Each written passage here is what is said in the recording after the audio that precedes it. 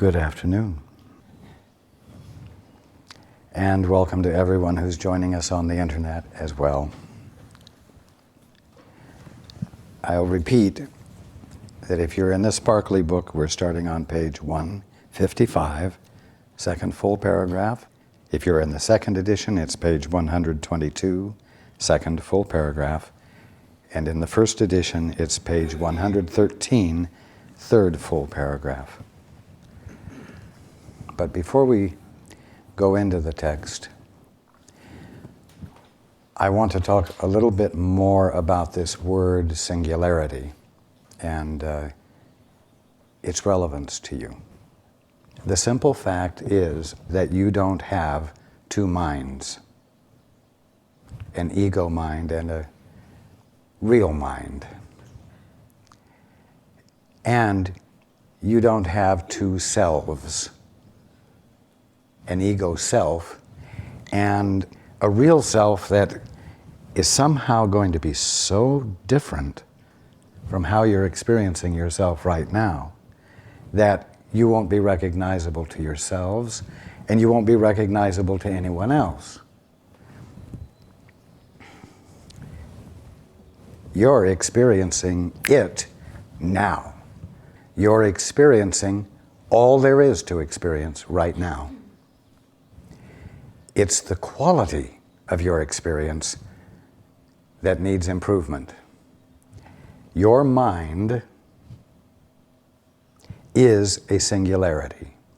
It's indivisible. You might be able to think of yourselves in many different ways. You do, on this day, think of yourselves as mothers, or you think of yourselves as daughters and sons. But you're also husbands and wives and business people, attorneys, counselors, garbage collectors, teachers, what have you. You have many ways of defining yourself to yourself, but there's only one self that is wearing these different costumes. There's only one you. And this one you is not a body with a mind. This one you is mind, conscious awareness, in which all conscious experience of everything is occurring. You are experiencing everything that is occurring well or not so well. You might say perfectly or flawed. But there aren't two different experiences. There's only reality. There's only the kingdom of heaven. And you're either experiencing it clearly or unclearly. Or as it said in the Bible, through a glass darkly. But what you're experiencing is the only thing there is to experience.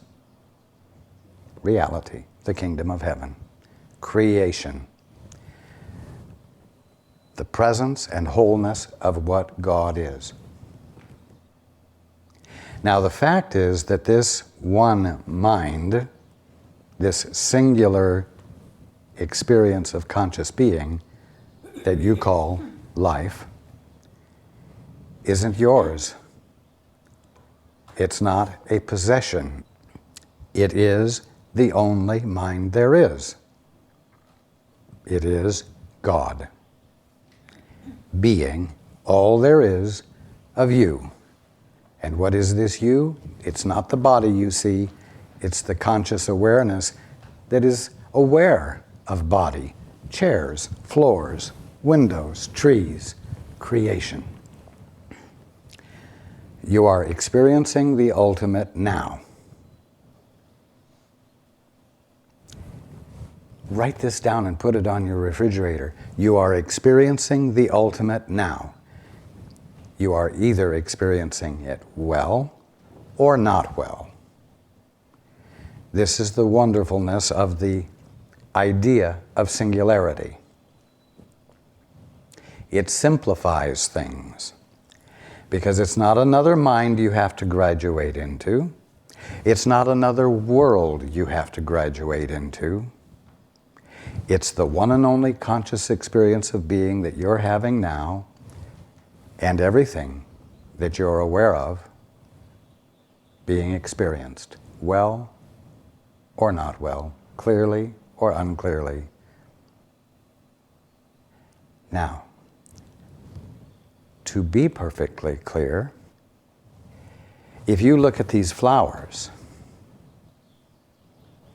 no matter how beautiful they might be, and no matter how wonderful the fragrance they have, if you're not experiencing them as anything other than a tangible physical form, if you're not experiencing the substance of each petal, each stamen, each leaf, as a living substance, I mean visually living, moving.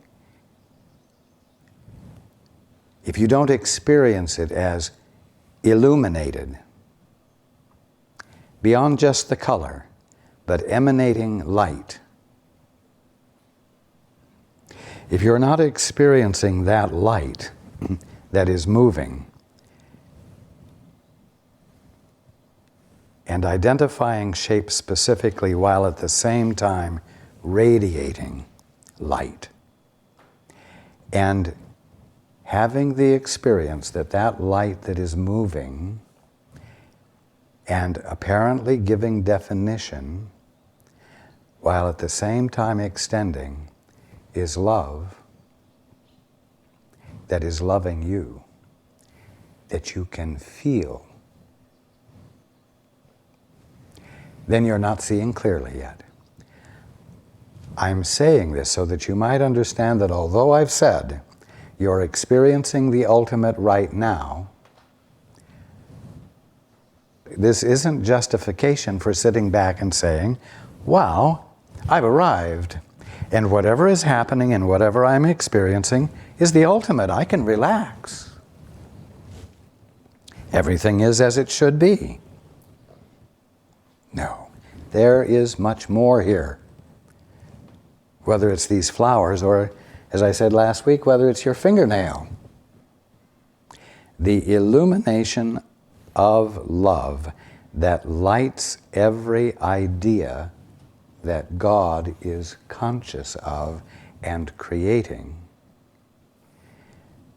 awaits your recognition and experience.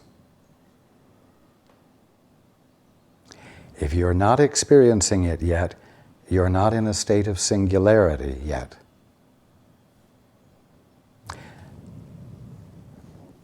And this can either mean to you, well, then I might as well give up. Evidently, only one person has done that, and that's Jesus. And of course, the other awakened brotherhood that I've never seen or heard from or know about, it's all hearsay to me, so what's the use? I'm sorry. All it means is that you have reason to be curious. You have reason to be alive to life as much as you did as an infant and a child that explored everything with curiosity. You have justification for being enthusiastic every moment of every day because there is so much you haven't discovered. And it's not what your scientists are looking for. It's not a better understanding of physics. It's a better understanding of and experience of creation, which it's your birthright to be experiencing consciously. And the only reason you're not experiencing it is because you're giving preference to the definitions you've given to everything. The only reason you don't experience it this way is because you're giving precedence to the definitions you have given to everything. And why do you give precedence to it? Because you think the definitions you've given everything are keeping you safe. You've created between yourself and your brothers and sisters an infrastructure of definitions that make everything work, you think. That keeps everything going in a safe manner, you think.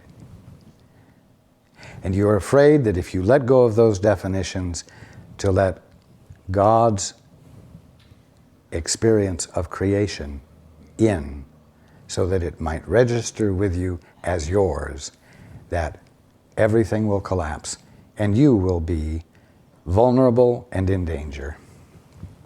That is how strong your faith is in your thinking, your definitions.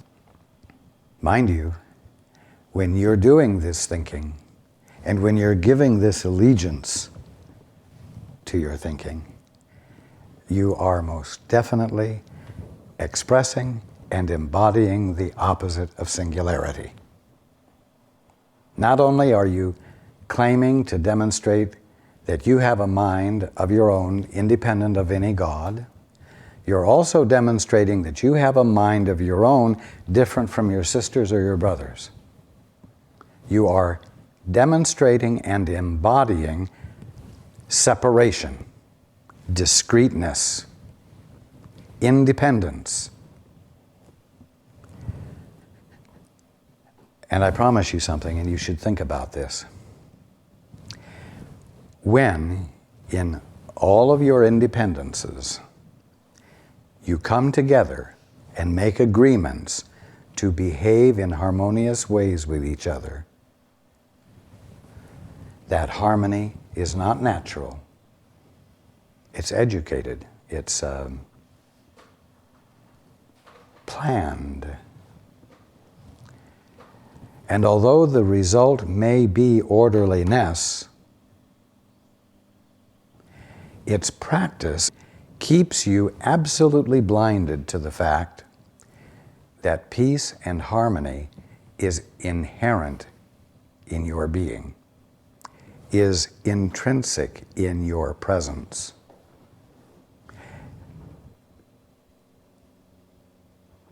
The peace and harmony you establish by mutual agreement can be broken. The agreements can be broken, and the peace can be lost. But what is real is eternal, and peace is eternal. And what you want is that peace. In order to have it, you're going to have to change the way you perceive everything. Instead of perceiving it poorly, you're going to have to find out how to perceive it well. And the only way to perceive it well is to perceive it from the singularity of the presence of mind that is called you, which is God presencing Himself right there where you are. That is all this book is about. The book is about you and how you're using your mind and how to use it in a singular rather than a conflicted way, rather than in a disintegrated way. Your past education and habits would suggest to you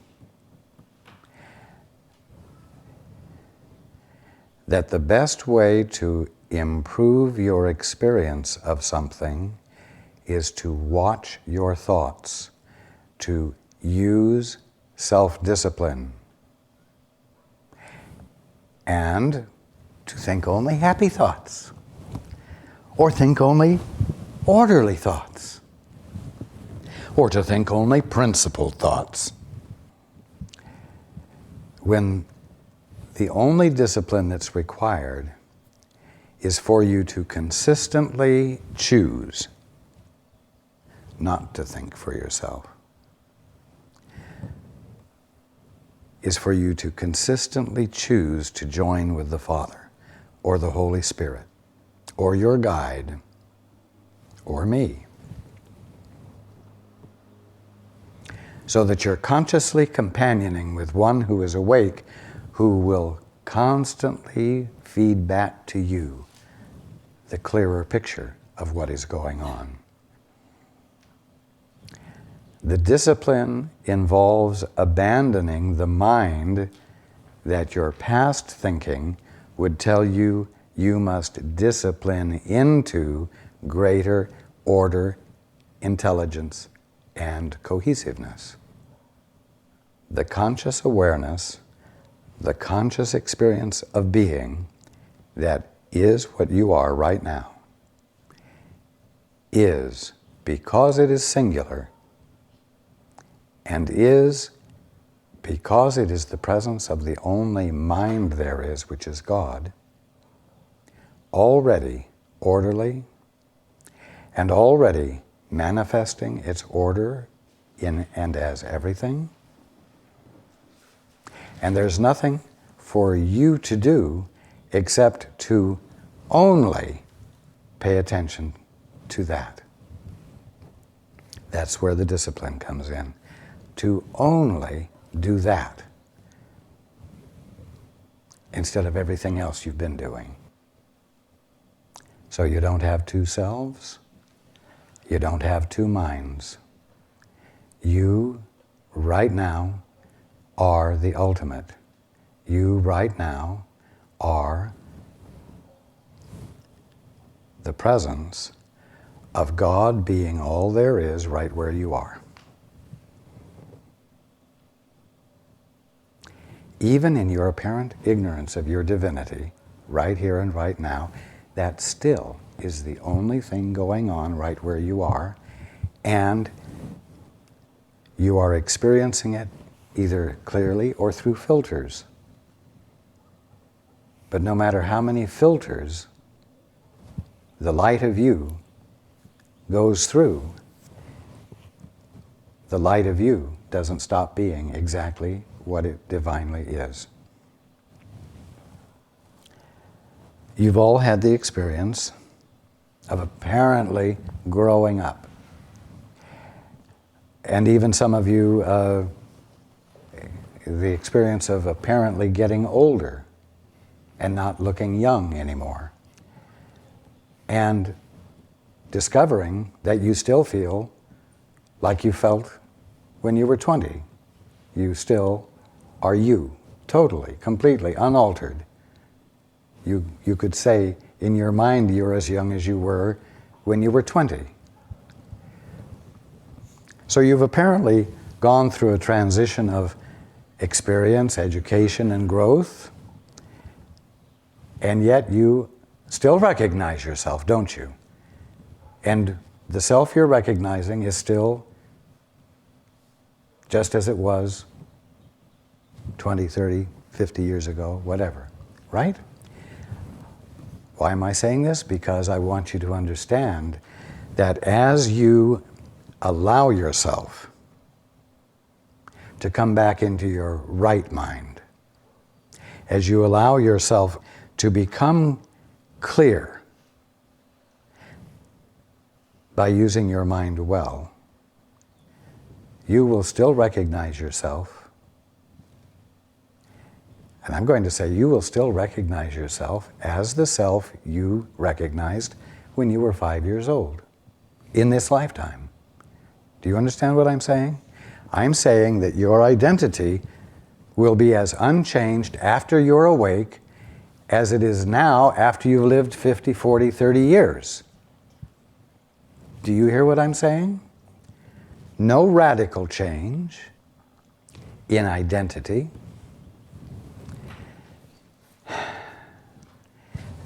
At 50, 40, 30, you now, or 60, 70, whatever, not you now, find that you are far less limited than you were at 5 or 10.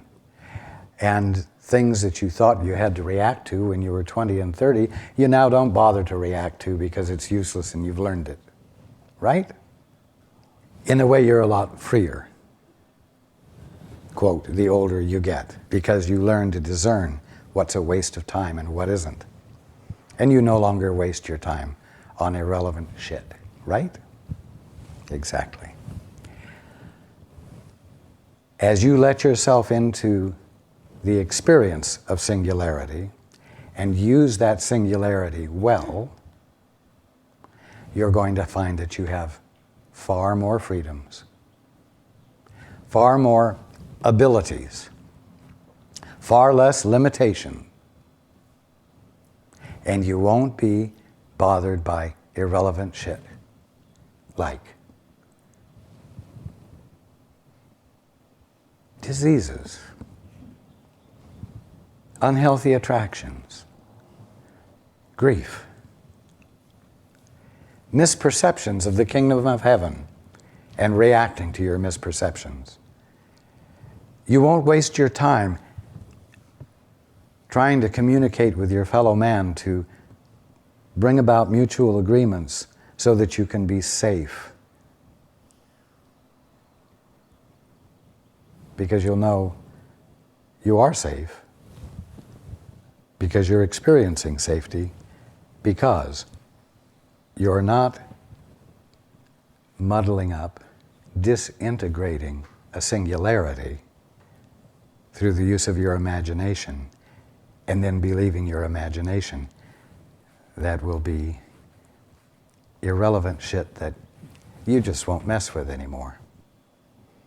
In the absence of defining yourself as a body with a brain that has what's called a mind in it, you will no longer hold yourself separate from your brothers and sisters, from the brotherhood of man, and you will experience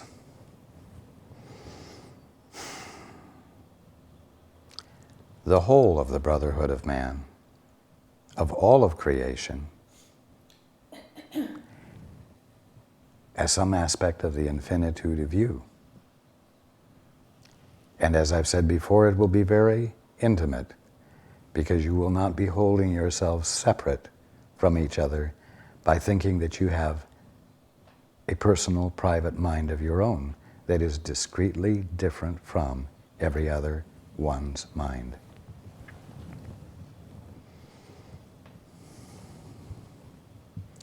You will be able to feel the love of God being every individuality, just as with the flowers, that is illuminated and extends and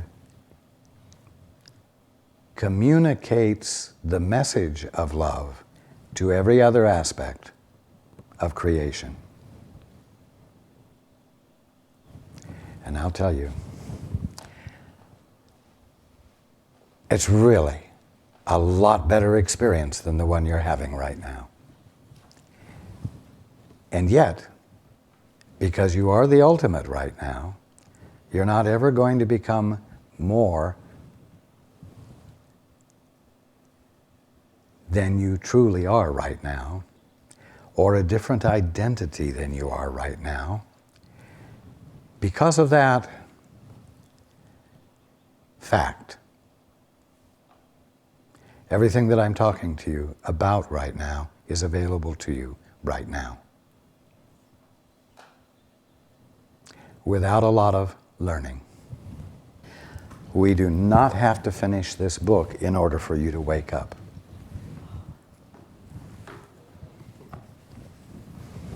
But don't worry, I'm not going to cancel the next gathering.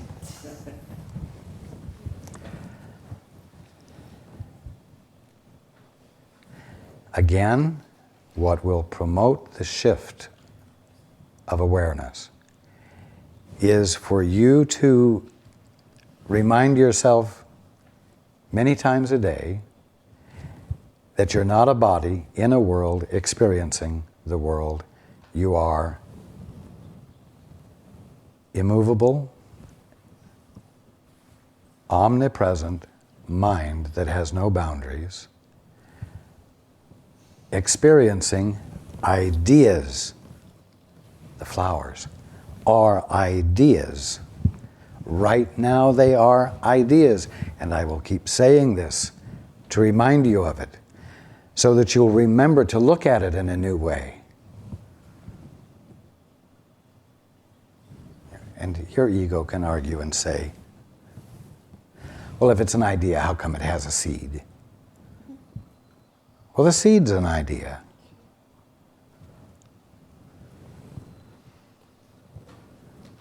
But you know what? The whole idea of this flower includes the seed and the plant and the blossom. And they are all marvelous ideas, and they aren't really present on a timeline where it starts from the seed and grows into the flower that makes new seeds. It's not really a cycle, although you experience it that way. The whole idea is present. And as I've said before, you could just as easily look at the plant that brought forth these flowers and say that the flower drew the plant up from the seed, that the end elicited the beginning. Do you see what I'm saying? It's just a matter of how you want to look at it. It truly is. And I'm not talking about getting imaginative and making things up. I'm just pointing out that you could just as easily assume that the completion of the idea drew forth the beginning and the interim and the end, just as easily as you could say, I'm not sure whether Jesus walked on the water or the water held Jesus up. Was the water supporting Jesus, or was Jesus overcoming the laws of matter? It doesn't matter.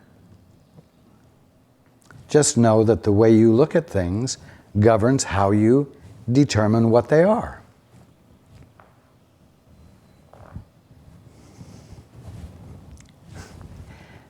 Anyone familiar with the Course is familiar with the phrase, there is another way to look at this. That's what waking up is about. Another way of looking at what?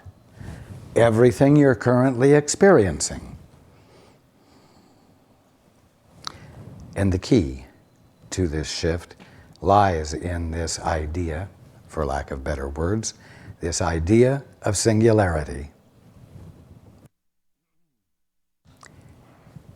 That which is indivisible and undivided. If God is indivisible, then God is undivided. No division has ever successfully happened. No matter how much you think you can demonstrate that division has happened, it's never happened. So start looking for the singularity. Start being curious to see the integrity right where you thought it didn't exist. And again, I'm saying, look for the kingdom of heaven right where you are.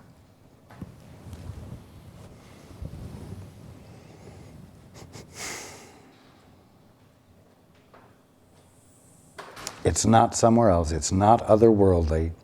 It's the only thing in your face.